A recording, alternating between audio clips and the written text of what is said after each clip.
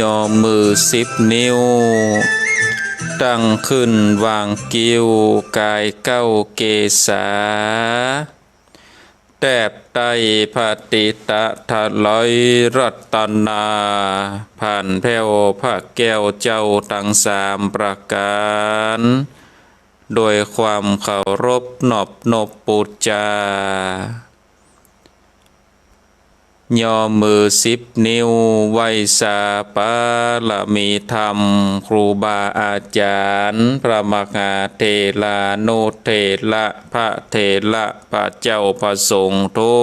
กรูปทุกตนโดยความเคารพขอเจริญปอนศรัทธาญาติโยมท่านสาธุชนพุทธบริษัททั้งหลาย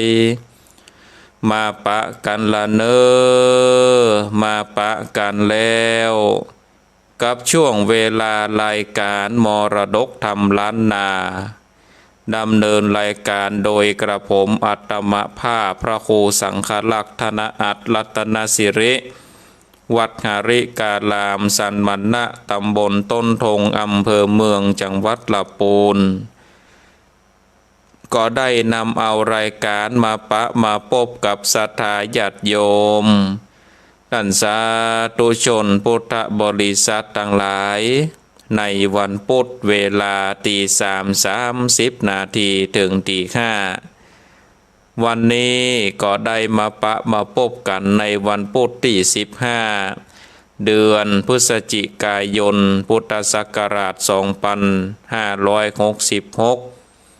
ก็ได้มาพบกันศรัทธาญาติโยมท่านทั้งหลายในวันพุธฟังน้ำฟังธรรมแบบพื้นบ้านล้านนา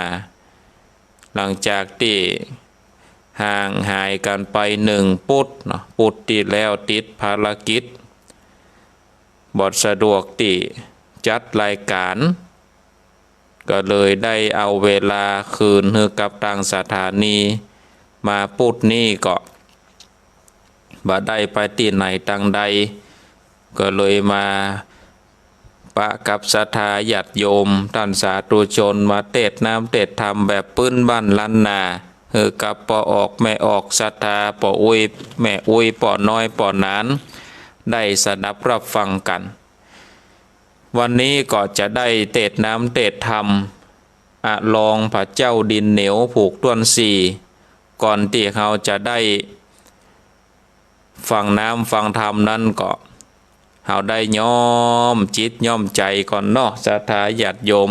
ได้ย้อมจิตย้อมใจก่อนได้กล่าวกรรมปูชาพระรัตนตรัยได้ไหว้พระตัวกันก่อนเนาะกราบ1กราบ2กราบ3อิมินาสักกาเลนะพุทธังปูเชมิอิมินาสักกาเลนะ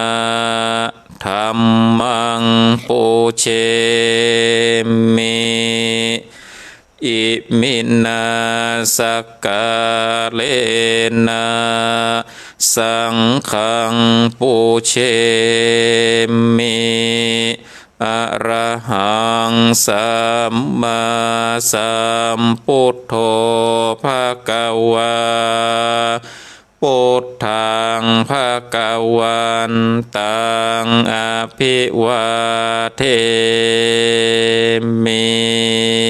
กราบสวากขาโตภควตาธัมโม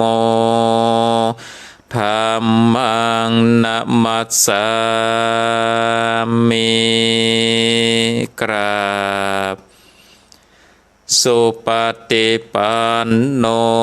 ภควโตสาวกสังโฆสังฆังนะมามิกราบ นะโมตัสสะภะคะวะโตอะระหะโตสัมมาสัมพุทธัสสะนะโมตัสสะภะคะวะโตอะระหะโตสัมมาสัมพุทธัสสะนะโมตัสสะภะคะวะโตอะระหะโตสัมมาสัมพุทธัสสะอิติปิโสภะคะวะอะระหังสัมมาสัมพุทโธวิชชาจารณะสัมปันโนสุขันโตโลกาเวนโท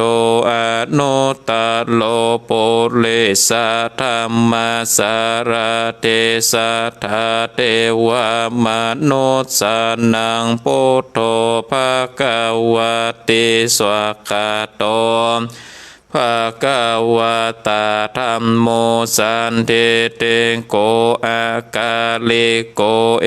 หิปัสสิงโกโอปันนาเยโกปัจจตังเวทิตาโพวินโยเหติโสปฏิปันโนภะคะวะโตสาวกสังโฆโชปฏิปันโนภะคะวะโตสาวกสังโฆญาญาปฏิปันโนภะคะวะโตสาวกสังโฆสัมมิจิปฏิปันโนภะคะวะโตสาวกสังโฆญาติทังจัตตาเลโปเลสะโยคานิอัตตาโปเลสะโปคาลาเอสะภะคะวะโตสาวกสังโฆอะโหนายโยปะโหนายโยทะเกนายโยอัญชเลกาลนิโยอนุตตลังปุญญาเขตังโลกัสสันติสันโตสัตโตพระปัญญาปาละมี30ตัสสะโตพระปัญญาปาละมีวัดแวดล้อมเวเลญญาปาละมีล้อมละวังเดศิลาปาละมีบางหอกดาบเมตตาปาละมีผ้าแป้ตั้งปืนตาหน้าปาละมีคือเป็นผืนตั้งต่ออุเบกขาปาละมีคือก่อเป็นเวียงเล็กเนคขมมาปาละมีคือก่อเป็นกำแพงเป็กสัจจะปาละมีคือแวดละวังเดเป็นไม้ตายขันเตปาละมีกายเกิดเป็นหอกดาบบางนาไม้แลปืนไฟอาเตธานาปาละมีพันผ่าไปทุกหนทุกแห่งแข่งแข่งแรงแรงป่าฟุ้งมานปีสางภายเพศทุกที่พบที่ปั้งไปในนางแม่ทรณีอาศจรรย์โซซาเหมือนฟันอยู่ข้างข้างน้ำนาที่นองกวางต่อกวางแตกตีฟองนั้นนองนั้นนอกกลายเป็นข้าวตอกดอกไม้มาถวายปูจาผ้าแก้วแก่นท้ายสาทานพระโพธทางเลยจงมาภายโพธจงอนุญาตโตดโพธโภคาแต่เด่นเลนางแม่ธรณีออกมาเลีดมวยผมอยู่ข้างจางให้ขายข้าจางงาซับเด่นโพน้ำนาเตลงปาดปลายคอจ้างภายหากตบเต้าผ่านยามมันล่องเอาปุ่นกัวกับยอมมือคืนตนหัวใส่กล่าวว่าผู้ขาดนี้ได้ชื่อว่าเป็นโลกเสกพระโพธิเจ้าตนมีบนสมปานอันมากนักพระโพธิเจ้าจริงต่างพระปัญญาปาละมีไว้เก้าจาน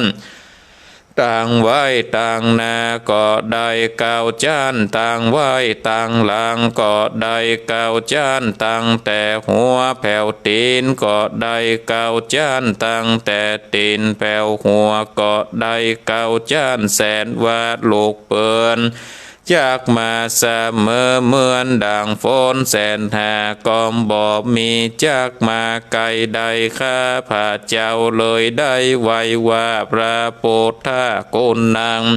พระธรรมโกนนางพระสังฆโกนนางโพธาอินตาธรรมอินตาสังฆอินตาอัสสะแม่นางธรณีผู้อยู่เหนือน้ำผู้อยู่ก้ามแผ่นดินการว่าผู้ขาได้ละนึกเกิดถึงโกนพระพุทธเจ้าโกนพระธรรมเจ้าโกนพระสังฆเจ้าโกนพระปิตาโกนพระมารดาโกนพระอุปัชฌาย์ครูบาอาจารย์โกนแก้วทั้งสามประการโกนแดดโกนฝนโกนน้ำโกนลมโกนเด่นโกนไฟโกนโกดสาลาเจ้าโกนพระเจ้าตนภาวนาก็ดีโกนนางทาลาเจ้าก็ดีโกนพระปัจเจกเจ้าก็ดีโกนแม่ธรณีเจ้าก็ดีขอจงมารักษาตังกำนากำลังยังตัวตนแห่งผู้ข้าในวันนี้คืนนี้ยามนี้จิมแดดเตอนาอุดนาอาดนาปัดนาปิดพระเจ้ามีฤทธิ์ปิดโดยพุทโธนะโมพุทธายะวะบางอมสวากขาพุทโธพุทธังคักษาธัมโมธัมมังคักษาสังโฆสังฆังคักษาพุทโธพุทธังอะระหังธัมโมธัมมังอะระหังสังโฆสังฆังอะระหังพุทโธพุทธังกันหะธัมโมธัมมังกันหะสังโฆสังฆังกันหะพุทโธเมนะโธธัมโมเมนะโธสังโฆเมนะโธอายุวันโนสุขังปะลังกราบหนึ่งกราบสองกราบสามเอาละศรัทธาญาติโยมท่านสาธุชนท่านทั้งหลายเฮาได้ไหวพระได้กล่าวกรรมปูจาพระรัตนตรัยย้อมจิตย้อมใจเป็นที่เรียบร้อยละเนาะศรัทธาญาติโยมต่อไปก็เจิญจวนพ่อออกแม่ออกศรัทธาท่านต่างหลายได้ตั้งอกตั้งใจสดับรับฟังพระสัทธรรมเทศนาแบบพื้นบ้านล้านนาลองพระเจ้าดินเหนียววันนี้ก็จะได้เตดน้ำเตดธรรมผูกต้วนสี่เนอะลองพระเจ้าดินเหนียวก็เจิญจวนศรัทธาญาติโยมท่านต่างหลายได้ตั้งอกตั้งใจสดับรับฟังพระสัทธรรมเทศนาลองพระเจ้าดินเหนียวผูกต้วนสี่แบบปืนบ้านล้านนาเป็นลำดับต่อไป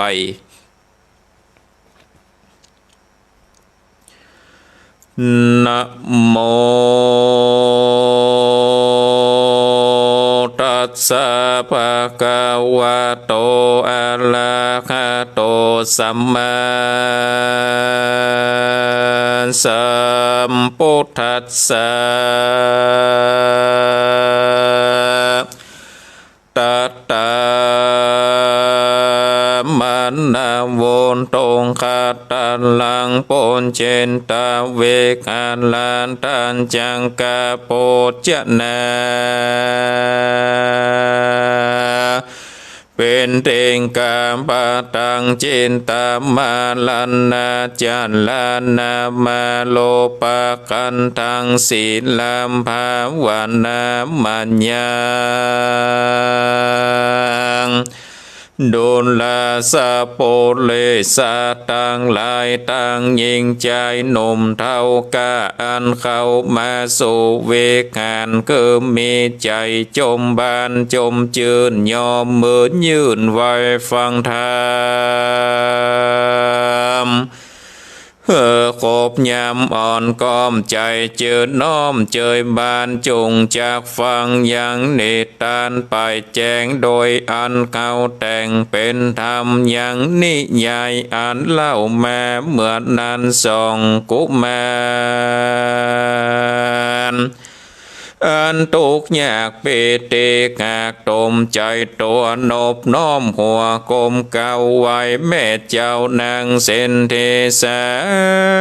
ตุเด่นดีแต่แลแม่สมกรรมกึดแก่สองละจวนกันลงเกคา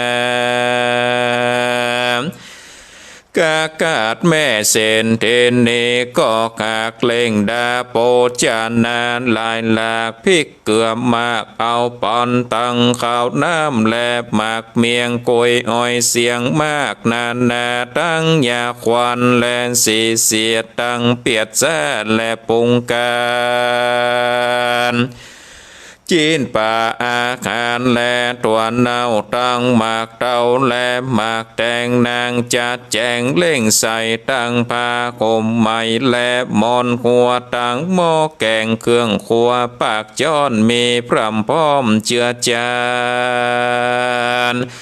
ใส่บงการขาบหอยสองหนมน้อยยุบเอาสองนงเหล่าผามพายเตียวตองย้ายลีลาตามมักกาตั้งไตลอดโตพานอนท้ายโพติญญาณยามตกผ่านตกยากวางเปียดหากทงปาตามธรรมาดาแต่งสร้างนางปาดกวาดบานก่อเขื่อนจานตามกำจากการแม่เศรษฐีนีสั่งบอกคือกังลงลืมและนาจะโดยแข่งปอเศรษฐียามบอกมีเขื่อนไปแอวบานต้านกล่าวตานเล่าหรือการว่าเศรษฐีผัวมันบ่อนอยู่บ้านเมียมันมีใจไฟอ้างปิญาช่วยส่องขาคนตกยากเกิดได้พ้นจากความผ่านได้จัดการส่องสมสู่คือได้เป็นกู้ผัวเมียแปง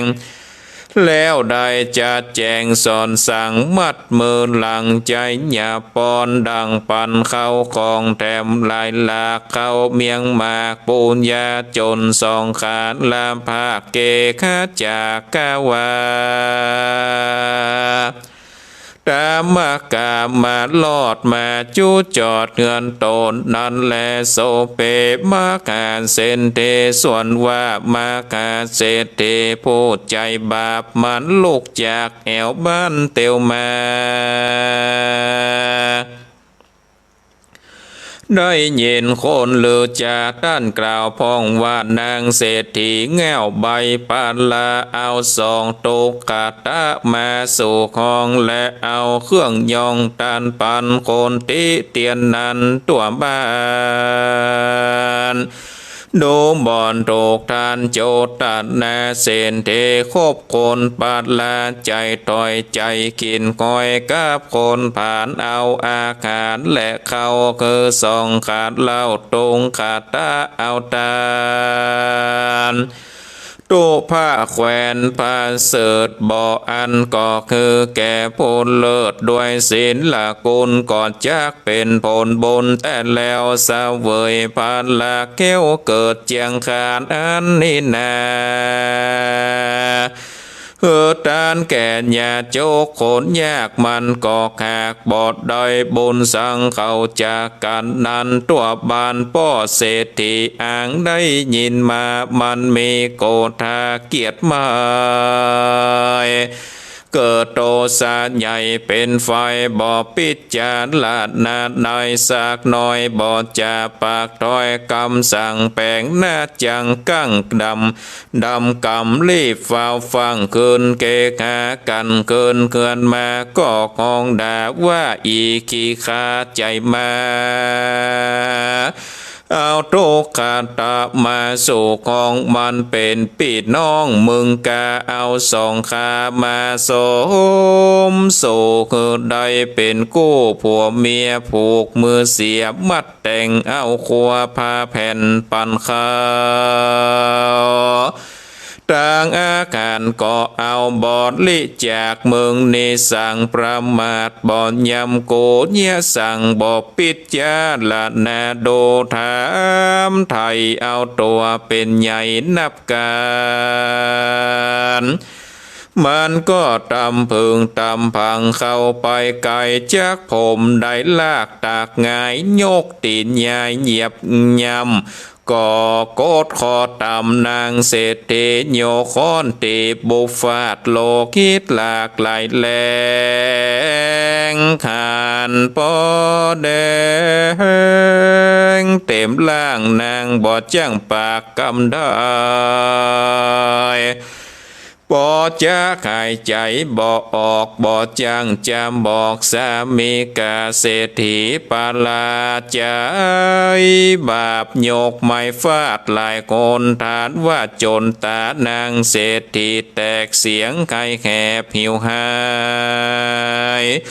อีพีพายจวนจ้ากูจักขาเกิดมึงตายกูบ่เสียดายมึงสักหน่อยมึงได้ปล่อยข้าคนผ่านกูบอกมึงนางอยู่บ้าน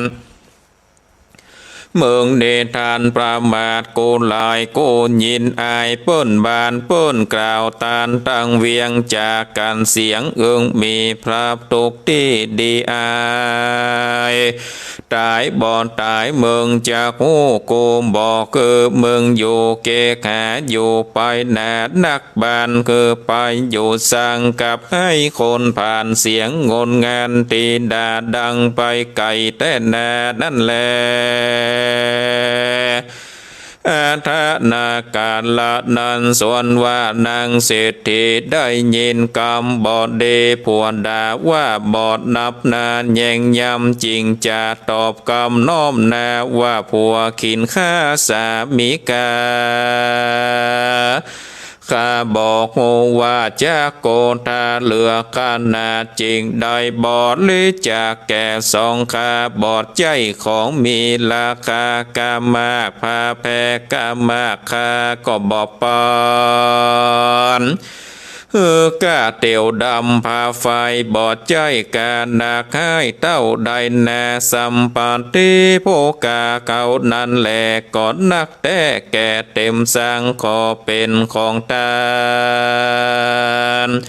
เฮาสืบสร้างจากใดปาลากว้างมากมีบุญไปนาจากเป็นคนบอกหูใดขอคือปีท้ายอนุโมทนาในส่วนปุญญากับข้าเจ้าแถมประการหนึ่งเราเปิ้นใครจะคือบริจาคทานาใจกองก่อไว้เป็นบุญทานยังอาทาปริคารอันผาเสดเงินคำเลิศหลายลามขัวเขินตานเตะตอดเขาน้ำยอดตังเกณฑ์จักเป็นสินเป็นบุญไปใจโลดลอดได้เนลาปานเจ้าจงมีใจบานนักแก่อันคาคือตานแก่สองคาขอจงได้เจตนาดีแผ่กว้างได้สาเวยสืบสร้างปานละผลเมื่อนั้นเส้นที่ต้นใจบาปซ้ำแถมฟาดบุบตีว่าอีผีพายมึงพูดต่อยเอาค้อนต่อยแถมลายกาม เอามือกำผมตีนทีบเสื้อสินสีกแล้วปูดมันจากกำพัดโลดใจใจเศรษฐีใบปานลาเมืองจุงลงเกกหาไปสู่บ้านตรงขาดตาอยู่กับเขาหยาบมาจากกำเบาปากถอยกูใจบอดย่อยฟังเมืองแน่จึงกึงกำเศร้าบ่อพอดแนดน้องเน่าเมียแปงถามฟันแตงบอดยางตืบตีนตั้งไปมาอีใจมาใบถอยมึงจุงก้อยลงเกกหาไปอยู่กับสองขาคนยากยามนั้นนางเศรษฐีนีกากโศกาหลังน้ำตาเปียขัวเก่าได้ลงเขื่อนไปน้ำตาไหลอาบนาเตียวผากางกองเวียงหัวใจเปียงจะขาดเลือกตกอาบเต็มตัวเพราะถูกเศรษฐีผัวตีต่อยนางกอกก้อยเตียวไปซ้ำตาวันใสลงต่ำเป็นกาดละค่ำตาวันตกเอาผ้าปุกหัวบากหอยหายซอยซอยโศกาไปซอกาสองลูกถูกทองถูกอัตตาจากไปซอกาในจาเล่าบอกโหติอยู่เจ้ามีไหนนับแต่สวามไปของใครว่าเจ้าลูกไทยโตขาตาแม่ได้ป่าข้อคอนเจ็บโดยค้อนปูนเส้นทิศตาพ่อบอดดีมืดบอดเหลือคอนเดียวหอดหิวตายทุกเลือดไหลโศกไม่เจ้าโลกไทยอยู่ในจะขอได้มาเอาแม่เจ็บนักแก่ตัวคิงเต้ามาเบ่งนับกว่าเตียวดันผ่าเวียงไปกลางคืนน้อยยามค่ำตาก่อนเดียวพร่ำมัวฟังคนควางซอสอดเหมือนขอดขี้เมาเล่าเมายาห้อนใจเต็มหวานดานักแก่พอเศรษฐีนี้แม่แต่งกองบนเทวดาหนุนจูช่วยบันดาลโดยฤทธิ์คือนางไต่ตามวิธีไปลอดยังเกินจอดตรงขาดตาอันเป็นโตบเกขาหลังน้อยไข่สะซ้อยปูนผ่านว่าดุราสมเจียงขานยอดอ่อนแม่ใดเจ็บค้อนเหลือตีป้อเศรษฐีบุบตีนักแก่จนตัวแม่กากแล้วพงลูกสองคนเฮยแก่นท้ายนางก่อซ้ำไข่วอนหาอย่างพระปูนทานยอดเจ้าอันได้ตานเข้าเป็นเต็มบาจุวันกับตังพระธรรมสังฆจาตหลายตนหากบนเลือนางพระนมมือกับไว้ขอคือได้โพดคนนาคือขาได้โปปุตตาโลกเลี้ยงอาทิฐานเลี้ยงโดยกรรมฐานไว้โดยต่างถึงจอดโจจำลอดเงินสองขาเจ้ามีสมมานาสาจมเจินมากเพราะได้ยินเสียงปากแม่เศรษฐีนีฟังลีลาแล่นออกโพดมานอกเกกาจีการแค่มาไฟส่องแจงตัวของรายตีกันนาแม่เศรษฐีปองไกลำบากใหญ่เลือดเลวมีตาขอนเดียวเลือดย่อยไข่สะซ้อยกล่าวเจียนแจ้ว่าดูราเจ้าพุทธาสองอ่อนแม่ได้ตกย้อนลูกสองขาอันหนึ่งแม่ได้ปั่นมาข้าวน้ำต่างหมากเมียงซ้ำปูยาคนตั้งหลายนันแนกหูข่าวปากันกล่าวนินตาพ่องกอบมาสนสอบบอกคือพ่อเจ้าเสนเทมาโบบตีอย่างแม่เจ็บนักแก่หิมตายตั้งตัวกายเป็นเลือดย้อยไหลผักปล่อยตัวกาญาหัวก็ปองตาก็บอดฟกช้ำตลอดทั้งตัวโศ ส่วนตรงคาตาผัวเมียนั้นเล่าขานแม่เท่านางเศรษฐีนีมีใจบอดดีนักแก่ข้องไก่แผ่วายวา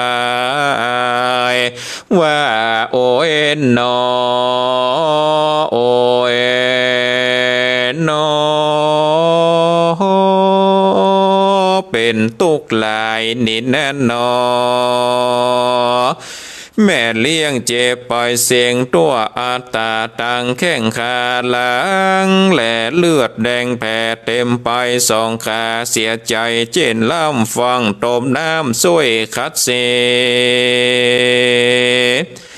เสื้อแผ่ดีขายาใส่ตามยามไร่บอบมีสักนางเศรษฐีเพิ่งยังสองอ่อนปนตกผ่อนตั้งตายแล้วเอาศาสตร์หวายอันสววากมาเจือราดรองเดเอาผ้าห่มตามเบปูดขาดมาปูบนศาสตร์เหินนางนอนนางมีใจอาวรบ่อยากเข้าตั้งตัวเต้าเจ็บปองแลนนาพิขเวโดราเพโกตังลายอ่านว่านิยายพ้นไปแล้วปางเมื่อพระนอกแก้วโปติญาณได้ตกผ่านลำบากยังเป็นตุกขตะคาเข็นใจอาสาไหลอยู่ในแขวนของตูบกับมอมเฟยเขียววิบากเทวลิมหลอดจากโป้นออกต่างผ่านอันว่าการกินตานี่นานยากผัวและเมียขากบ่เหมือนกันเจตนามันผิดแผกจารีตแตกแนวต่างมั่งกาพันสองฝ่ายบอกเขาขายสามัคคีกันอ่านว่าบุญตานมันมีหลายเผ่าตั้งแต่ข้าวน้ำและอาหารแม่นกองสูงเปียงดังปลายตานปลายเปล่าใจบ่อน้อมแนวก้มโจภาลาอานิส่งดูบ่มีมากเจตนาหากเป็นประมาณการเจตนาวิสารโจมจื่นแล้วได้ยกยืนยอดตานย่อมได้ พาลาผลสารอันประเสริฐเป็นบุญเกิดกรรมตนเกิดเป็นคนในแผ่นลากวนน้อมนาเข้าขาบนบางคนเกิดมาสูนปรางเปล่าตานาศีลาเล่าบอกเข้าใจปฏิบัติตัวไปต่างตามมนนาหกย่ำอเวจีมนุษย์เขามีต่างหมายแบบอย่างบ่เหมือนกันบางคนมีใจตันทันนีบอกโหตีกินตานเต็มว่ามีใจปานใดก็เขาก็ว่าข้าบอกมีหลายเลี้ยงงัวควายและเป็ดไก่ขายไว้ใส่ธงหลวงคนตั้งปวงจากบอดลิจากมันก็เยี่ยเสมือนขาหูตันข้าบอกมีสังแหลมบอกโหเหมือนเศรษฐีปูปาลามันก็มาจะ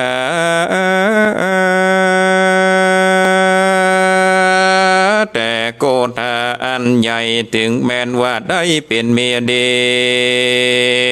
เป็นกันลานยาเนผู้ผาเสดมีใจบังเกิดโดยศรัทธากันแย่จกมาหมายเปิงอาสะไหลซึ่งยินดีสิ่งของใดมีปอดใจนางก็โจกใจคือเป็นตานเศรษฐีใจพันก็ดาบุบฐานวาดลอดตายจนปอตากหงายดินดาวกลางเฮือนเต้าตัวโตนมือกำผมจากลากโยกคอนฟาดเลือนแรงทานโลคิดแดงปอออกตาปอมบอดหัวจนบอกหูกุนตานซักหยาประมาทแก้วทั้งสาม บ่มีความคักไฟสัตว์น้อยใหญ่ปูนพานจากกำงานขาดข้าวจานโจรเจ้าปูนจังศีลบ่มีสั่งสักอย่าเจตนาก็ขาไก่โต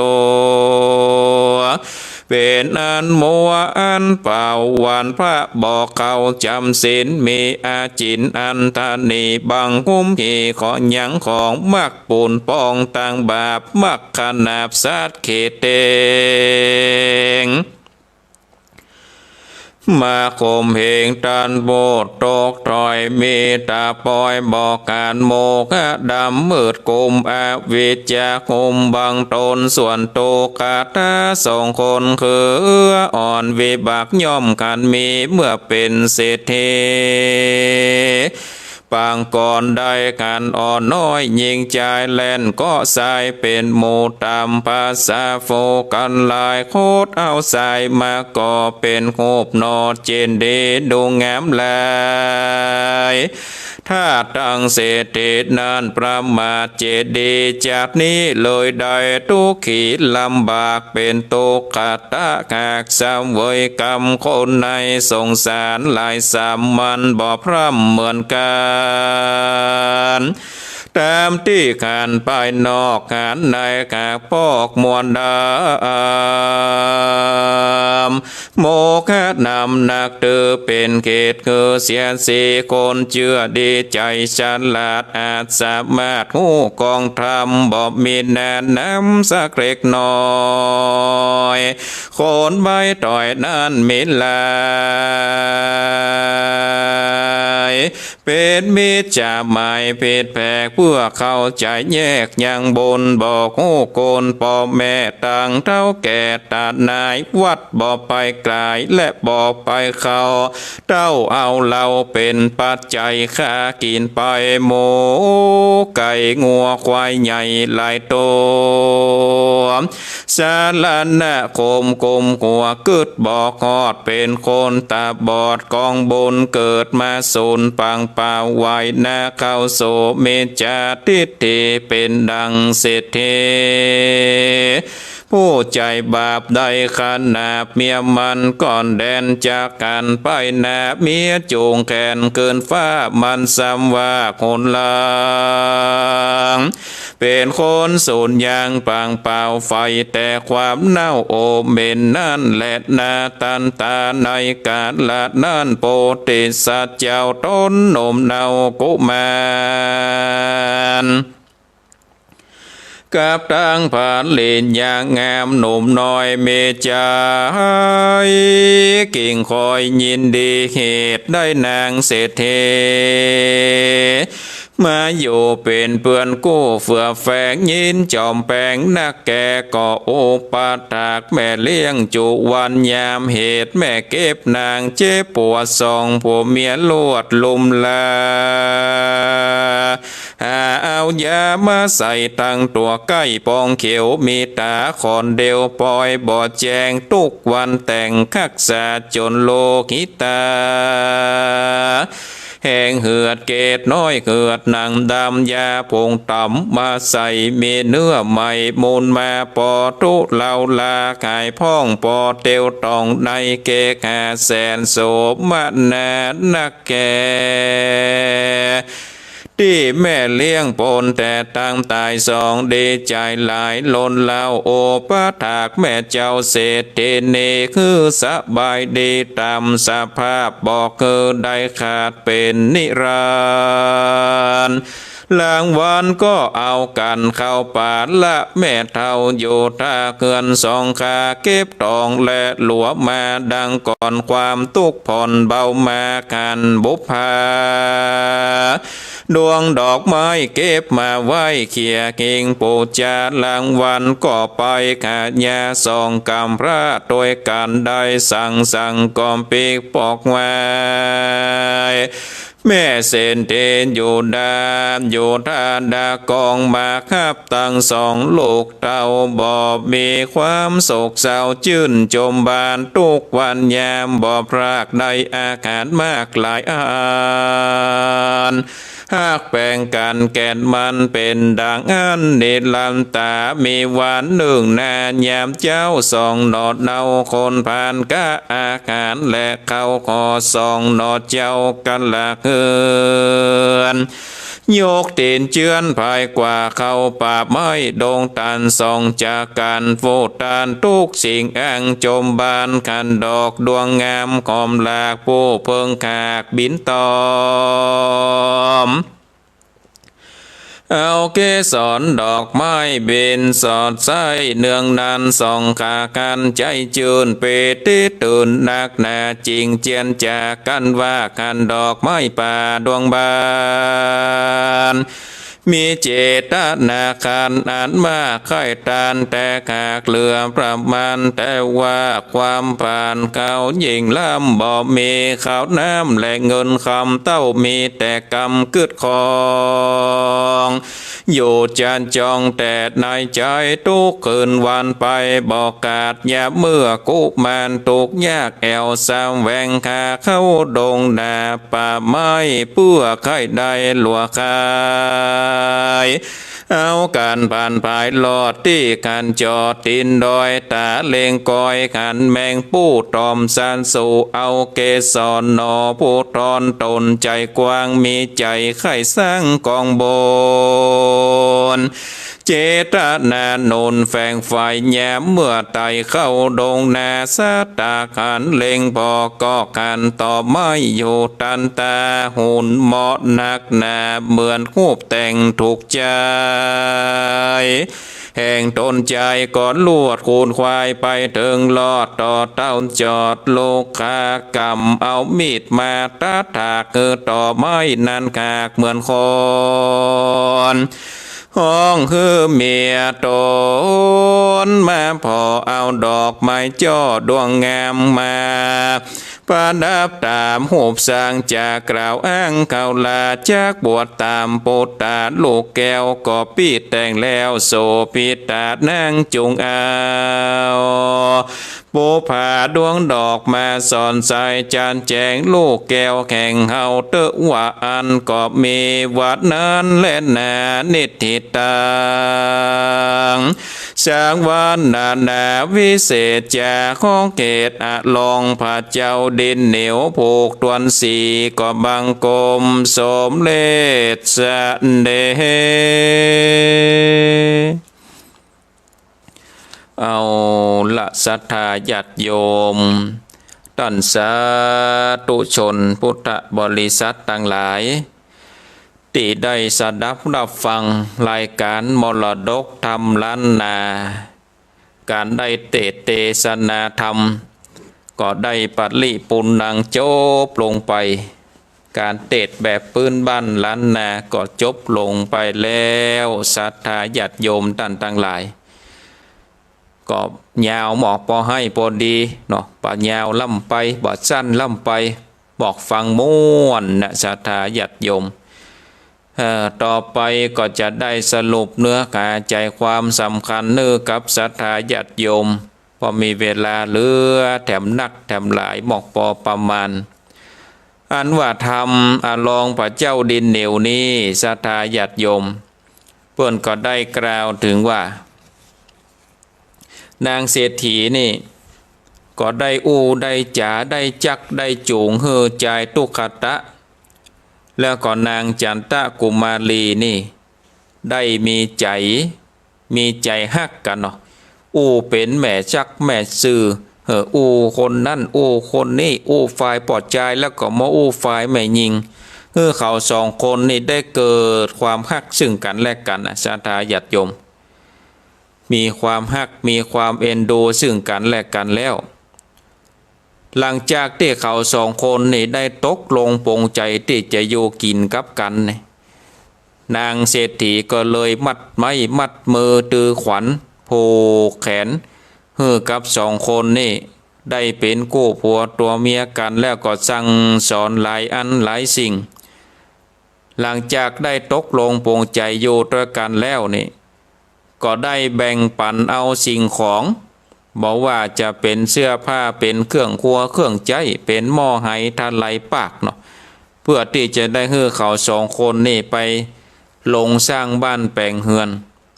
แล้วก็นำเอาเขาสองคนนั่นใจตุคตะกับนางจันตะกุมารีนี่ไปติดตูบน้อยของใจตุคตะจึงก็เป็นบ้านน้อยๆเนาะอย่างที่ทำผูกก่อนๆเปิ้นได้กล่าวไว้เป็นตูบอยู่หั่นเปิ้นก็ได้กล่าวถึง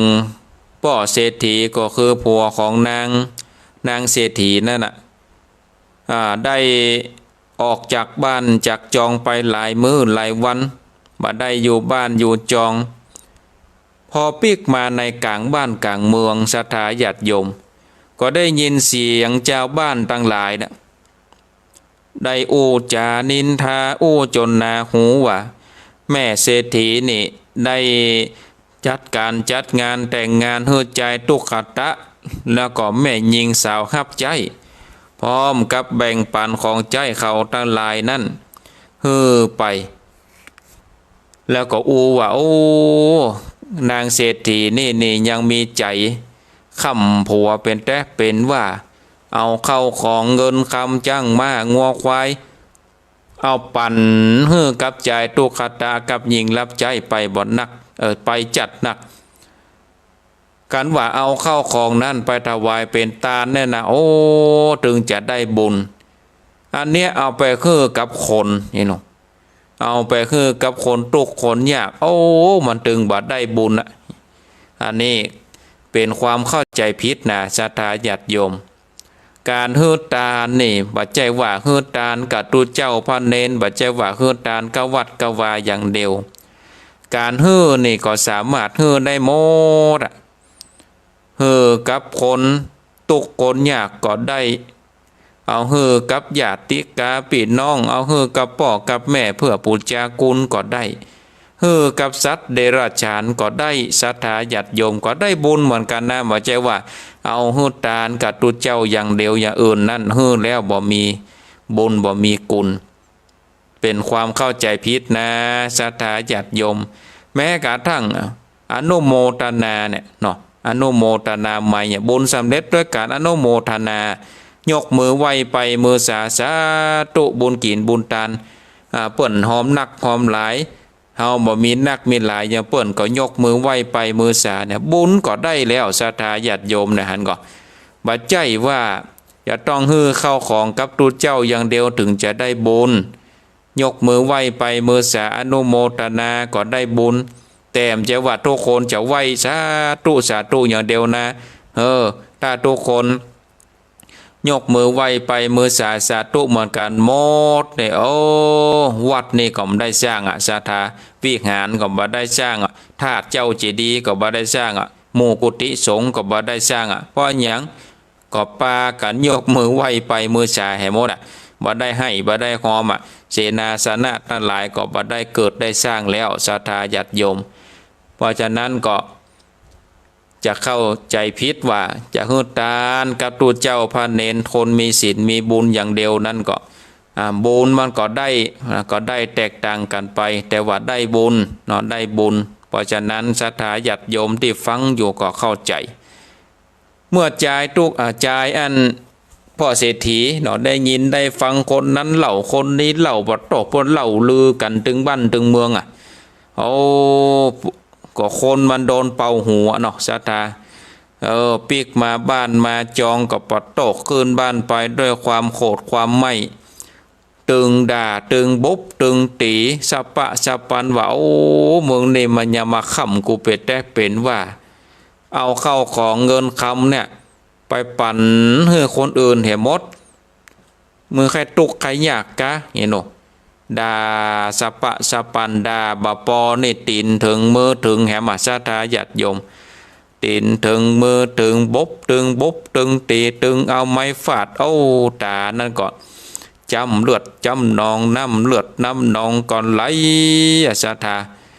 โอ้ดีกับบัดตายเนาะเศรษฐีก็บอกว่าเอาเมืองนี่มีใจดีเอาเข้าเอาของเฮือใจตุกขตะกับนางยิงนั่นไปโจลงจากเฮือนนี่ไปอยู่โดยอันนี้เหียไปอยู่โดยเขาสองคนเหียเตอะไป ออกไปเลยเห็นหรอนางเศรษฐีนั่นก็ตอบว่าโอ้ของที่ฮื้อนั่นนะป่อเศรษฐีเอ๋ยก็บ่ใจของอันยังเป็นแต่เป็นว่าเป็นเสื้อเก่าเตียวเก่าเป็นของใจเล็กๆน้อยๆบ่ใจว่าข้ายกตึงบ้านตึงเฮือนตึงเงินตึงคำบดนี่ฮื้อจ่ายตุกขตากับนางยิงกับเมียมาลุก็ฮื้อเล็กๆน้อยๆฮื้อเขาได้ลงไปตั้งตัวอธิบายเต่าใดนี่เศรษฐีก็ตึงบอกฟังเพราะความโหดมันบังตาโลกศรัทธาญาติโยมเพราะความโหดมันบังตาโอ้ยันใดก็โหดขึ้นก็เลยเอาค้อนมาตุบมาตุบจนตาของนางเนี่ยเลือดไหลเต็มหน้าเต็มตาก็เหลือคอนเดียวในธรรมบนว่าหรอกตาก็เหลือคอนเดียวก็คือเหลือข้างเดียวเลือดไหลเต็มเนื้อเต็มตัวแล้วก็ไล่คือนางออกจากบ้านจากจองไปอย่างน่าสงสารศรัทธาญาติโยมนางเศรษฐีก็ต้องจำใจออกจากบ้านโดยความระทมตมใจด้วยความตุกอกตุกใจก็ใครเดินทางไปด้วยความมืดพอตะวันมันตกมันต่ำแล้วนางก็บอกหูว่าจะไปทางใดบอกหูว่าบ้านของจายตุขัตตะนั่นไปทางใดนางจันตะกูลมาลีอยู่ทางใดก็ให้ศรัทธาญาติโยมเพราะว่ามีตาอยู่ข้างเดียวก็เลยให้งมซอมไปด้วยความเจ็บด้วยความปวดด้วยความตุกอกตุกใจด้วยความตุกกายให้ห้ำหาว่าโอ้ลูกแม่เคยอยู่ทางใดบัดเดี๋ยวนี้นี่แม่ได้ตกทุกข์ต้องทรมานลำบากลูกไปอยู่ทางใดแม่ไปเสาะไปหาทางใดก็ด้วยพระบุญศรัทธาญาติโยมต่างหลายการที่ได้เป็นลูกเป็นแม่ช่วยเหลือเกื้อกูลกันก็ทำให้เทวดานั้นโดนบันดาลคือนางนั่นได้เดินทางไปสู่หนทางของบ้านใจตุขตะมีความสั้นลงย่อหนทางเทวดาก็ย่อหนทางใจตุขตะปะกับนางเศรษฐีเขาทั้งสองก็โอ้ได้ยินนางเศรษฐีเอิ้นอยู่ตั้งนั้นลุ่มตะล่างก็เกิดว่าโอ้เสียงไผอยู่ตะลุ่มเหมือนครับเสียงนางเศรษฐีก็เลยตามแข่ลงไปส่องพอโอ้ขันนางเศรษฐีได้ถลงตุกเลือดเต็มเนื้อเต็มตัวน้ำตาก็ไหลไข้เขาตาสองก็เข้าไปกอดแม่เศรษฐีว่าโอ้ไผกระตำให้คือแม่อีล่ำเหลือไผบไผตีแม่อีล่ำเหลือพอลุตาพอจุดพอจำตาพอจะบอดกำบอดกะพอเลือดลุนี่เขาทั้งสองก็เลยปาเอานางเศรษฐีนั่นประคับประคองปานางเศรษฐีเข้าไปในตุบแล้วก็จ่อยทำแผลปอบอกปอบใจจ่อยจัดอันศาสตร์ตั้งหลายปูซึ่งเป็นศาสตร์อันเก่าอันเกื้อบ่เจ็บว่าศาสตร์อันดีผ้าห่มนั่นก็เป็นผ้าห่มอันเก่าอันเกื้อก็ให้นางเศรษฐีนั่นได้พักผ่อนความจริงนั่นนี่ศรัทธาญาติโยมท่านทั้งหลายนางก็มีบุญนางเศรษฐีนั่นก็มีบุญที่ทำไว้เลยบัดได้เนี่ยคือบัดได้ถลงตุกอย่างไปนักไปหลายจายตุขตะกับนางจันตะกุมารีนั่นทั้งสองก็เลยได้ดูแลแม่เศรษฐีไปตามอัตภาพจนกระทั่งนางก็หายวันหายคืนเรียบร้อยแล้วเขาก็คือนางเศรษฐีอยู่ที่บ้านเขาทั้งสองก็เข้าไปเพื่อที่จะได้ไปตัดไม้ตัดหลัวเอามาขายไปเสาะขับจ้างที่เปิ่นจ้างไปเอามาเลี้ยงแม่เศรษฐีเพื่อได้ขับความสุขดีในวันหนึ่งนั้นนี่จายตุขตะเข้าไปในป่าไปเสาะหาลัวไปเสาะหาของป่าผลหมากหลักไม้หลกส้มของหวานในป่าในดงก็ไปขันยังดอกไม้ป่าอันงามศรัทธาญาติโยมมีแมงผู้เพิ่งบินมาตอมเขาทั้งสองนี่ก็มีเจตนาอยากที่จะเป็นบุญเป็นกุศลอยากถวายทานมีความอยากถวายทานอย่างแห่งกล้าแต่บ่มีเงินมีคำบ่มีข้าวน้ำโภชนะอาหารอันเลิศอันงามแต่ว่ามีดอกไม้ป่าศรัทธาญาติโยม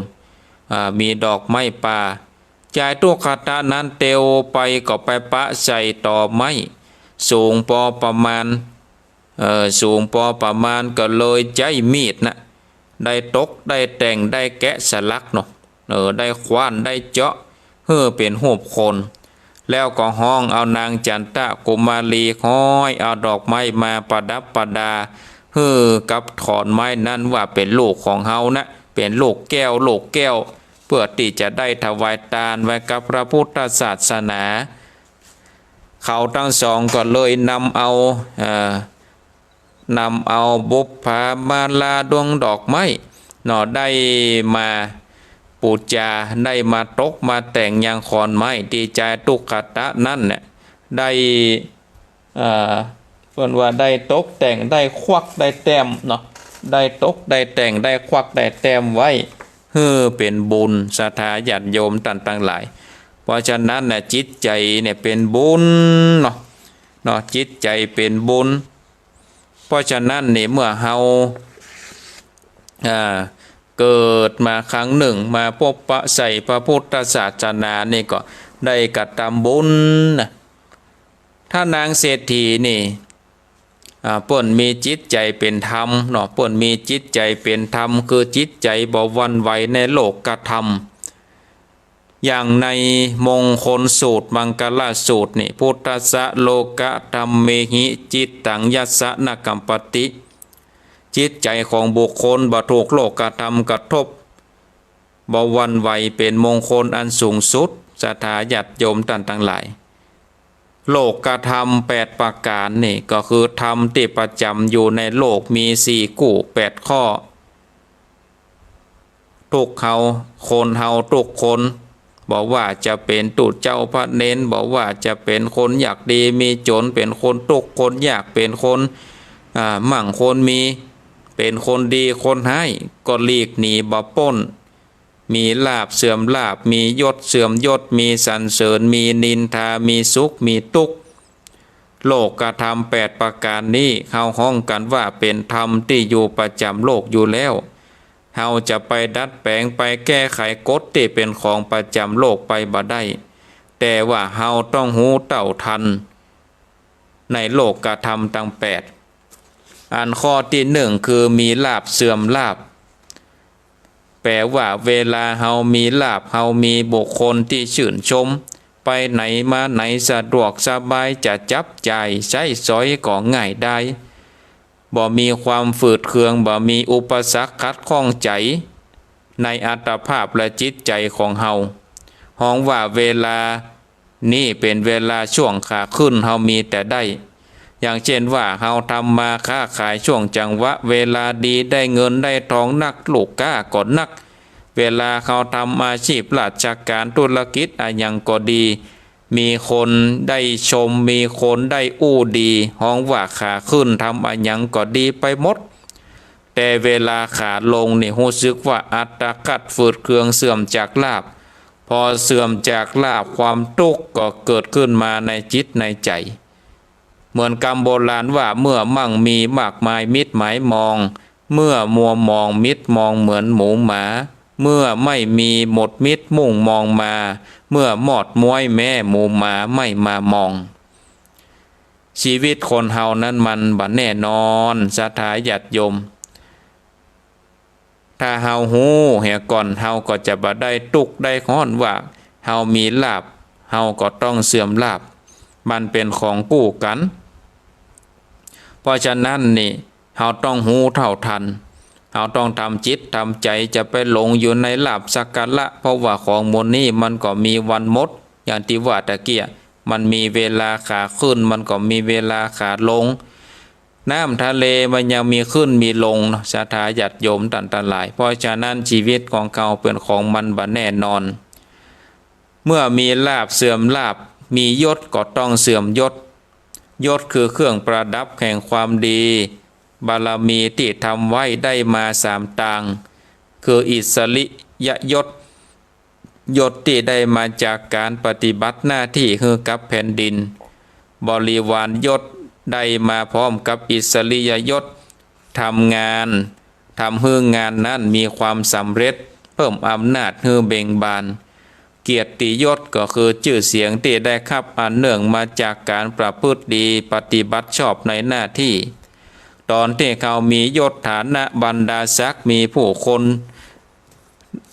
มากหน้าหลายตามาสมัครเป็นปี่มาสมัครเป็นน้องมาสมัครเป็นเพื่อนมีคนอ้าง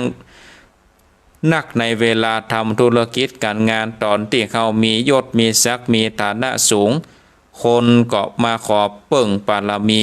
เฮามียศมีตำแหน่งทำอะไรยังก็สะดวกจะทำอะไรยังก็สำเร็จในดังใจยศก็เป็นแหล่งที่มาแห่งความสำเร็จทุกสิ่งทุกอย่างสิริโภคานะมาสโยสิริเป็นที่มาแห่งโภคะทั้งหลายศรัทธาญาติโยมอันนี้บางพ่องก็เอาไปใจเป็นคาถาหรอเป็นคาถาเสริมลาภเสริมยศเสริมตำแหน่งสิริโภคานะมาสโยเนี่ยถ้าแปลเป็นไทยคือสิริเป็นที่มาแห่งโภคะทั้งหลายในเวลาที่เขามียศเขาก็มีความเจริญรุ่งเรืองแต่ว่าถ้าวันใดเขาหมดภาระหมดอำนาจหมดหน้าที่ยศศักดิ์อำนาจมันก็บ่มีเพราะฉะนั้นเปิ้นก็ได้เตือนเขาว่าได้ยศอย่าประมาทได้อำนาจอย่าลืมตนเพราะว่าเวลาที่เขายกเวลาที่เขามีเขาก็ยกเวลาที่เขาตกเขาก็หยามฉะนั้นแล้วเขามียศก็ต้องเสื่อมจากยศได้ปฏิบัติหน้าที่คณะมียศฮือดีฮือบริบูรณ์เวลาเสื่อมจากยศแล้วไผก็บ่มาเหยียบมาซ้ำเฮากู้ที่สามก็คือมีสรรเสริญมีนินทากรรมสรรเสริญหรือว่ากรรมชมนั่นเป็นกิริยาอาการของคนที่เขาชอบเขาชอบกันทำมาอย่างถูกอกถูกใจคนเฮาก็มักจะชมแต่บางทีนี่ทำดีแต่บ่ถูกใจเขาด่าก็มี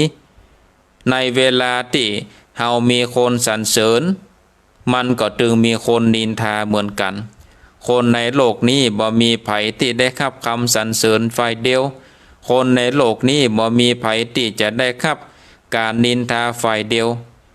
แม้แต่องค์พระปฏิมายังราคินมนุษย์เดินดินหรือจะสิ้นคนนินทาศรัทธาญาติโยม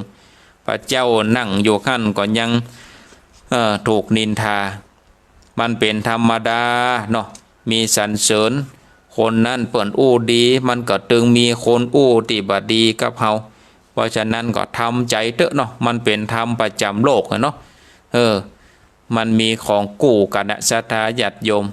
มีของกู้กันมีสรรเสริญมีนินทาเฮาจะไปห้ามเปิ่นนินทาเฮาบ่ได้เนี่ยเฮาจะไปห้ามเปิ่นชมก็บ่ได้ห้ามเพิงไว้อย่าให้มีควัน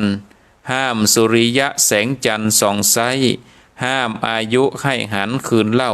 ห้ามดังนี้ไว้ได้จึงห้ามนินทาเราลองเปรียบเทียบกับกรรมนี่นะห้ามเพิงไว้เวลาเราสุมไฟเผาไฟนี่ห้ามอย่าให้มันมีควันห้ามสุริยะแสงจันทร์นั่นส่องแสงห้ามอายุคือหันคืนมาเนาะคืออายุนั่นปิกคืนมานี่ถ้าห้ามสามอย่างนี้ได้นี่นะห้ามคนนินทาได้แล้วมันยากศรัทธาญาติโยมต่างหลายเนาะมันยากที่จะทำได้เราก็ต้องเข้าใจกับโลกธรรมมีคนว่าดีก็ต้องมีคนว่าให้เป็นธรรมดาทำใจอย่างเดียวเนาะทำใจเถอะกู้ที่สี่กู้สุดท้ายมีสุขก็ต้องมีทุกข์เหมือนกับนางเศรษฐีเนี่ยเนาะ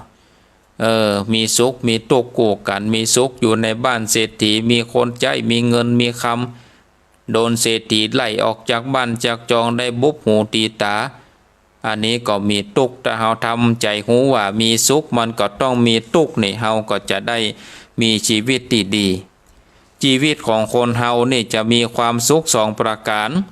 คือสุขทางกายกับสุขทางใจซึ่งมีผลเนื่องกันเมื่อร่างกายมันป่วยใจมันก็ป่วยเมื่อใจมันป่วยร่างกายมันก็ป่วยไปด้วยแต่ว่าถ้าเขาเจริญกรรมฐานพิจารณากายกับใจศรัทธาญาติโยมกายเนาะเวทนาจิตธรรม เมื่อร่างกายมันป่วยจิตใจมันบ่ป่วยไปโดยมันบ่ตุกไปกับร่างกายโดยนี่เฮาก็มีความสุขศรัทธาบ่ตุกเพราะร่างกายนี้มันบ่ใจเป็นของเฮายืมของเปิ้นมาเนาะยืมของเปิ้นมาบ่ได้เพราะฉะนั้นนี่อยู่ที่จิตอยู่ที่ใจเฮาเนาะจะสุขจะทุกข์ก็อยู่ที่ใจ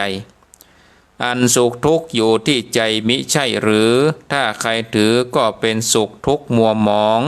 ใครไม่ถือก็สิ้นทุกข์สุขจับจองสิ่งทั้งสองย่อมคู่กันเป็นมั่นคงเนี่ยศรัทธาญาติโยมสุขทุกข์นะมันเป็นของคู่กันเนาะมันเป็นของคู่กันเพราะฉะนั้นเฮานี่ก็มันพิจารณาว่าเฮาเกิดมาหนึ่งชาติเนี่ยมาจวบปบใส่พระพุทธศาสนาก็ควรเข้าใจเนาะในโลกธรรมทั้งแปดในโลกธรรมทั้งแปดมีลาภเสื่อมลาภมียศเสื่อมยศมีกรรมสรรเสริญมีกรรมนินทามีสุขมีทุกข์มันเป็นของคู่กันเฮาก็ควรที่จะมันพิจารณาหูไว้ว่าเฮาบ่สามารถที่จะแก้ไขสิ่งทั้งหลายได้เนาะเพราะฉะนั้นก็ได้ได้จาคือกับศรัทธาญาติโยมท่านทั้งหลายได้สดับรับฟังศรัทธาญาติโยมก็กรรมอันใดที่เป็นกรรมดีก็นำไปพินิจพิจารณานำไปใจเนาะนำไปใจได้อันนี้ก็ได้นำไปใจอันใดที่สามารถนำไปประพฤติปฏิบัติก็สาธุอนุโมทนากับศรัทธาญาติโยมท่านทั้งหลายโดยมาเร็วพอเวลาตอนนี้ก็ตี4:38 นาทีต่อไปก็จะได้เปิดสายเนาะจะได้เปิดสายคือกับศรัทธาญาติโยมโทรมาโทรมาจะโทรมาแจ้งผลการรับฟังที่เบอร์โทรศัพท์0865878177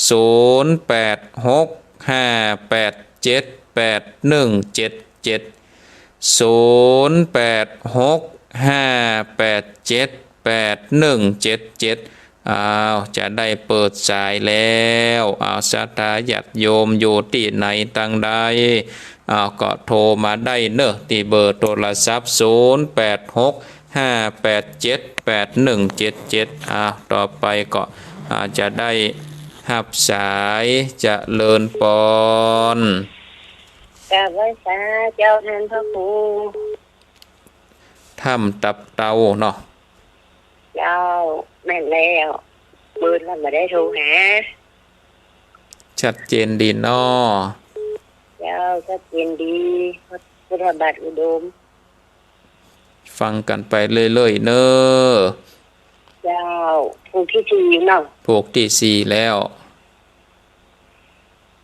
เจ้ากราบไหว้สาเจ้าสาธุโมทนารับสายต่อไปจะเลินปอ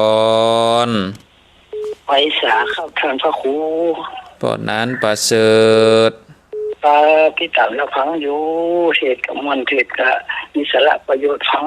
ไปคิดไปทำไปตัวอย่างนี้ทำติดตั้งพระครูเทศนะครับก็ต้องทำคำสอนเนาะคนนี้มีบุญกิริยาวัตถุสัมอย่างนี้ครับเนาะก็มีบุญมีกุศลเนาะทำกายทำใจคือดีเอามีกินมีการทออนุโมทนาครับสมอันใจอย่างเขาคิดบุตรีแต่มันก็ดีแต่เขามีบุญกุศลต่อไปทั้งหน้าครับเนาะชัดเจนเด่นเนาะตั้งนาน้อยครับชัดเจนดีครับสาธุโมทนากำลังใจยังทันครูอยู่เด่นถึงชุกยังไปหลวงพ่อลมใส่แกก็ออกมาต่อไปนะครับสาธุเอาไปสาธุนะครับครับสายต่อไปจะเลินปอนกราบไหว้สาครับท่านพระครูน้อยบุญปันติดตามฟังพระครูท่านพระครูอยู่เนอะชัดเจนดีเนาะเมืองฝางครับเมืองฝางชัดเจนดีครับเริ่มเย็นแล้วก้าทางบุญเมืองฝางนี่จะหนาวแล้วเนอะอากาศจะดีคือมันชอบอุ้มคนเข้าตากแดดได้แล้วนั่นอากาศเนาะชอบหับจ้างนั่นแหละครับกำลังใจให้พระครูเนอะกับอาจารย์ครับผมโมทนา อ้าวครับผม สาธุอ้าวรับสายต่อไปเจริญปอนกราบไหว้สาเจ้าท่านพระครูแม่สีทอน เจ้าฟังสาเจ้าแล้วแน่ฟังแต่เจ้าแล้วตั้งแต่ไหว้พระละเนาะเจ้าไหว้พระใส่ท่านพระครูแล้วก็ชัดเจนที่นะเจ้าพระบาทอุดมเจ้านี้สาธุโมทนาเจ้าไหว้สาเจ้าบุญหักษาเอา0865878177 เจริญปอนไหว้สาเจ้าท่านพระครูจากที่ไหนอยู่ลำปางใช่เจ้าเอาลำปางบ้านหยังแม่บ้านห้วยหีเจ้าอ๋อบ้านห้วยหีฟังบุญญาวาสเนาะแม่เนาะเจ้าชัดเจนดีเจ้าชัดเจนดีเจ้าฟังกันว่าแต่เจ้าละกาเจ้าฟังตั้งแต่กันเลี้ยงมาตี 3 ครึ่งเจ้าโอ้ดีแล้วเป็นกู้เป็นกิมกันไปเนาะแม่เนาะเจ้าไว้สาเจ้าสาธุเอาครับสายต่อไปเจริญปอนเจ้าแก็บไว้สาเจ้าท่านพระครูวันนี้ก็มีบุญแถมวันเด้อตื่นขึ้นมาก็ได้ไหว้พระฟังคำกับท่านพระครูประเด็นนี้ผูกเครื่อง4แล้วเนาะผูกตวน4แล้วแม่สุกแก้วศรีลาพรศรีเตี้ยมันห้องละปูนเด้อท่านพระครูเจ้าโอ้ชัดเจนนี่เด้อท่านพระครูขึ้นเข้า18.75ว่าถ้อยตองซักนี่น่ะชัดเจนนี่นะเจ้าสาธุฟังกันไปเรื่อยๆเนอใช่ใต้เฮานี่น่ะเปิ้นฟังกันนะคะทุกหลังคาเรือนเด้อท่านพระครูเจ้าสาธุโมทนากราบไหว้สาธุเจ้าครับสายต่อไปเจริญปอนเจ้าไหว้สาเจ้าท่านพระครูจากที่ไหนลำปางเจ้าลำปางบ้านหยังแม่บ้านนางแลเจ้าบ้านนางแลจ้ะปงพกทางชัดเจ้าเนี่ยอ๋ออยู่ห่างชัดเนาะเจ้า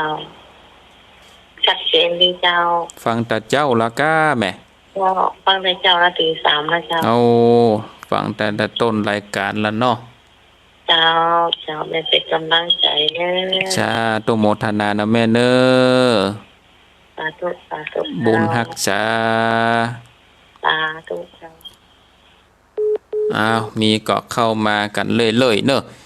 0865878177อยู่ที่ไหนตั้งใดก็เข้ามาเลยครับสายเจริญปอนเจริญปอนอยู่ที่ไหนนักการเจ้าอยู่ที่ไหนตั้งใดลำปางเจ้าฟังบุญญาวาสมากันนะแม่นเนาะเจ้าไปกับใส่มันเป็นกู้กันแกเป็นของกู้กันแต่เฮาโหมันเหียก็มีตุกแล้วเนาะ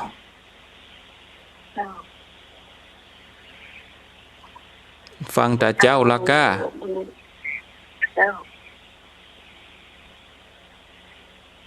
ฟังตั้งแต่ที่3ปลายแล้วก็โอ้สาธุตอนนั้นเป็นเพลงออกแล้วก็เป็นพระอาจารย์ออกเนาะโอ้แต่ฟังแต่ต้นรายการแล้วนี่เนาะเป็นเพลงลูกทุ่งสาธุโมทนานะแม่เน้อแล้วได้อยู่ลำปางครับสาธุโมทนาบุญรักษาเน้อครับสายต่อไปเจริญปอนไหว้สาเจ้าพระครูเจ้าจากที่ไหนจากบ้าน7 ยอดเจ้า7 ยอดในเวียง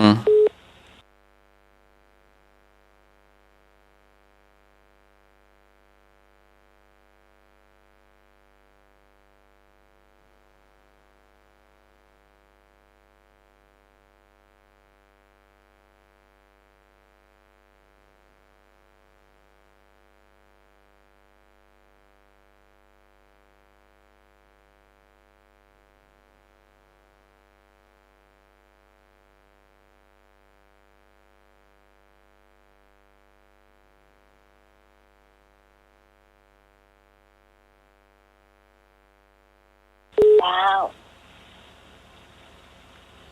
ชัดเจนดีเนาะ จ้าชัดเจนดีจ้า สาธุนะ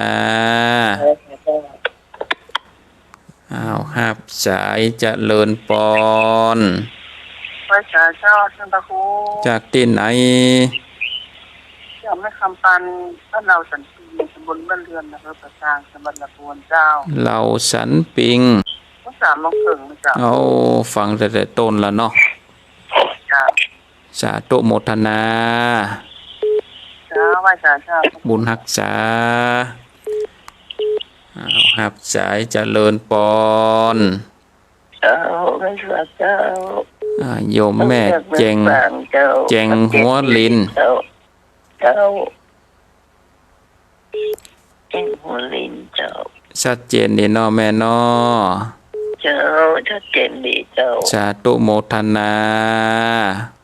เจ้าไหว้เจ้า เอาครับสายต่อไปเจริญปอน ครับไว้จ่าครับ จากที่ไหนปอออก จากโคนานบ้านโคนานจันทร์บ้านห้วยปิงอำเภอต้องจ้างจังหวัดลำพูนครับผ โอ้ ม ตุ่งหัวจ้าง ครับผมหนาวแล้วครับตันเดอ ป้อนานเนี่ยก็ป้อนานตันเนี่ยกะ โคนานจันทร์ครับโคนานจันทร์ อ๋อป้อนานจันทร์ ห้วยปิงครับผม เอาฟังแต่เจ้าแล้วก็ป้อนาน ครับผม สาธุ ครับกับไว้จ่าครั บุญหักษา บ อ้าวได้สัก15 สายเอาเจริญปอน ครับใบสาท่านพระครู โอ้ป่อบุญตันเกือบจะสุดช้อยนานี่ กดไม่เจ้าท่านได้วันเดียว ก็วันนี้ชายย่นกันวันนี้ ครับถึงเวลานอนท่านตื่นเช้าเวลากระท้อท่านจะออก ก็อยู่เป็นคู่เป็นกีมกันไป กำลังใจนะท่านเน้ สาธุโมทนา ไปซา อ้าวได้แคมสายเนาะเอาได้15 สายเอาใครจะเป็นผู้โชคดีสายสุดท้ายเอาโทรมาได้เลย0865878177เวลาก็ไล่หลังมาแล้วนะสาธาญาติโยมอ้าวหับสายเจริญปอน เจ้าประกาศเจ้าท่านพระครู จากที่ไหน ตั้งจากนิคมลำปางเจ้า นิคมลำปาง เจ้า ฟังบุญญาวาสนะก้า มาอยู่ฟังเจ้าอยู่แถวนิคมหนึ่งอยู่แถวฟังให้วัดของพระอาจารย์บวรวิทย์นะคะ อ๋อ เจ้าฟังอาจารย์ตลอดแม่กับฟังตลอดเจ้า ชัดเจนเด่นเนาะแม่เนาะ ชัดเจนเจ้าชัดเจนตลอดเลยค่ะ แถวนี้นะคะ แต่ปะไอ้ตื่นตี3ตัวมาฟังอะค่ะ เอาอยู่เป็นกูเป็นกีมกันไปเนาะ เพราะว่าพระอาจารย์อุ้มมีสาระดีอะเจ้า สาธุโมทนา เจ้าสาธุเจ้า บุญหักษา เจ้าขอบพระคุณค่ะสาธุค่ะ ขออนุญาตยกหูก่อนเด้อศรัทธาญาติโยมเวลามันไหลหลังมานี่แล้วเนาะอู้ไปก่อม่วนไปนะดะเนาะอู้ไปก่อม่วนไปเวลาก่อไหลหลังมาหมดไปเป็นวันเนาะเอายังมาได้ทำคุณงามความดีไอ้อย่างเป็ดได้เป็นว่าก็บึดก่อคำบึดก่อเจ้าชีวิตคนเฮาก็สู้ต่อไปเนาะกับทำความดีต่อไปทำบุญทำกุศลต่อไปสรุปสายก่อนเนาะสายที่1จากโยมแม่ถ้ำตับเตาสายที่2จากป้อนนานประเสริฐอำเภอนาน้อยจังหวัดน่านสายที่3จากป้อน้อยบุญปันอำเภอฝางสายที่4จากแม่ศรีธรชัยปราการสายที่5จากบ้านห้วยฮีจังหวัดลำปางสายที่6จากแม่สุกแก้วบ้านสีเตี้ยสายที่7จากบ้านนางแลอำเภอห้างชัดจังหวัดลำปางสายที่8ก็จากจังหวัดลำปางสายที่9จาก7ยอดเชียงใหม่สายที่10จากแม่เพนตาจ้างวนรเวียงหนองล่อง สายที่11จากบ้านเหล่าสันปิงอำเภอป่าซางสายที่12จากโยมแม่แจงหัวลินอำเภอฝางสายที่13จากป้อนนานจันบ้านตุ่งหัวจ้างสายที่14จากป่อบุญตันเจดีสามยอดป่าซางสายที่15สายสุดท้ายจากบ้านนิคมจังหวัดลำปางก็สาธุอนุโมทนาวันนี้ลำปางหนาแน่นนะวันนี้นะตังลำปางตังเมืองฝางชัยปราการวันนี้หนาแน่นนี่ว่ามือแม่นนะวันนี้นะวันนี้กดมือแม่นติดหลายเสียงหลายสายก็สาธุอนุโมทนาก่อนที่จะได้ลาจากกันไปอาตมาภาพก็ใจเสียงนี้เนาะประกาศข่าวสารงานบุญ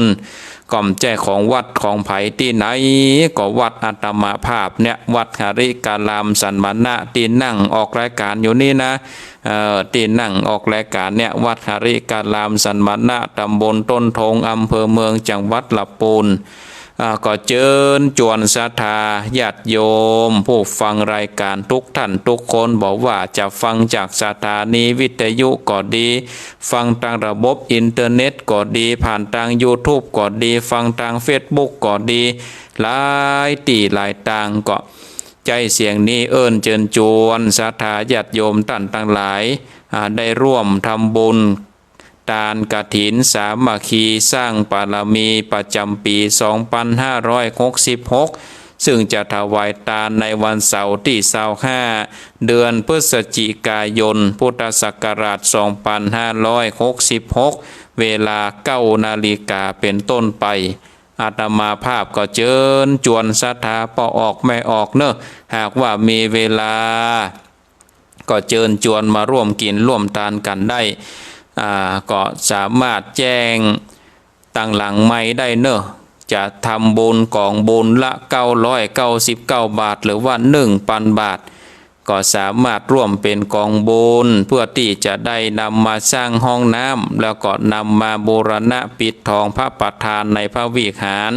เพราะฉะนั้นก็ใจเสียงนี้เอิ้นเชิญชวนศรัทธาญาติโยมที่มีจิตใจเป็นบุญเป็นกุศลท่านเศรษฐีผู้ใจบุญท่านนายทุนผู้ใจดีอยากจะร่วมทำบุญกฐินปีไหนก็มี1เตื้อปีไหนแล้วก็ปีเดียวใช้เวลา1เดือนในการถวายทานเพราะฉะนั้นก็เป็นการละทานเนาะศรัทธาญาติโยมพอออกไม่ออกได้ยินได้ฟังมีจิตใจเป็นบุญเป็นกุศลก็สามารถแจ้งความประสงค์แจ้งความจำนงได้ก็สามารถตักมาตั้งข้อความเฟซบุ๊กก็ได้สาธุเจ้ารัตนสิริภิกขุหรือว่าจะโทรมาที่เบอร์โทรศัพท์0865878177ได้บางพ่องก็ว่าโอ้แม่อยู่ไกลบ่มีคนมาส่งท่านอาจารย์เฮ้ยจะเนี่ยจะใดก็สามารถโอนมาร่วมทำบุญได้ก็เลขที่บัญชีก็จะบอกตั้งหลังไม้เนาะถ้าว่าศรัทธามีจิตใจเป็นบุญเป็นกุศลอยากจะร่วมทำบุญก็โทรมาที่เบอร์โทรศัพท์0865878177ก็มีหลายท่านที่ได้ร่วมทำบุญแต่บ่สามารถที่จะนำเอารายชื่อมาอ่านในรายการได้ก็ประกาศหน้า Facebook อาตมาภาพเนอะสาธุเจ้ารัตนสิริภิกขุก็จะหันรูปอาตมาภาพนั่งอยู่ขั้นเลย